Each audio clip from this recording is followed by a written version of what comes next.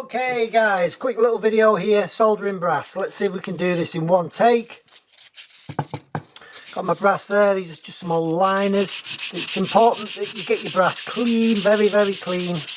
Get all the rubbish off it. I've just ran these over the sander, but I know the finish is terrible on them. But we're doing the demo. But they're clean. I'm going to use the nut and bolt method with these. Okay, so this is just soft solder, plumber's solder, any kind of soft solder, really low melting point. What you want to get yourself is some flux, plumber's flux. Put some of your flux on, it really helps the solder flow, just like so. A little dab on there. You really do not need to flood this. That's it. Put that on there. Put these little nuts and bolts on.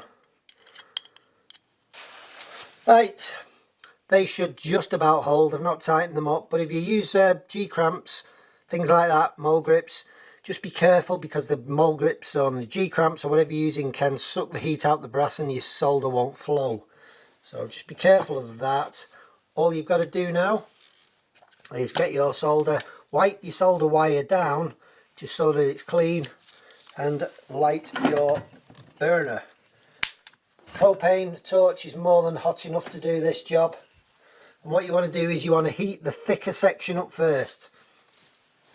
What you can also do is cut a little piece of solder. I know a lot of people probably do this. Just cut a little piece of solder, just lay it in there. As it melts it will run through.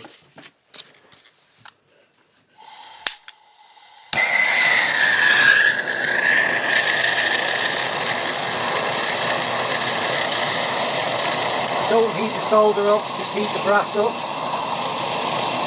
The brass will transfer the heat to the solder, just like that.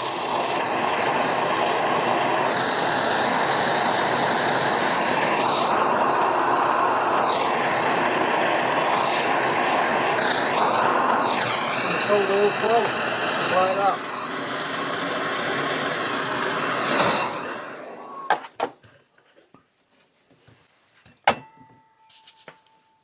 I normally let it cool down, but I will give it a spray just for you.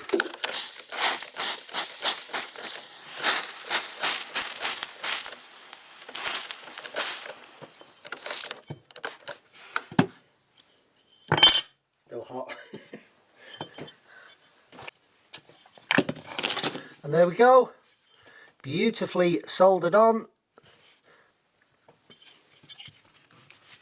Will not come off.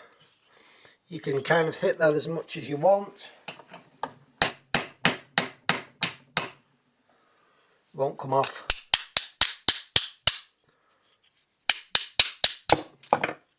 That's it guys, soldering brass. Thanks for patrons, thanks for watching guys. See you at the end of the week with some news. Bye for now.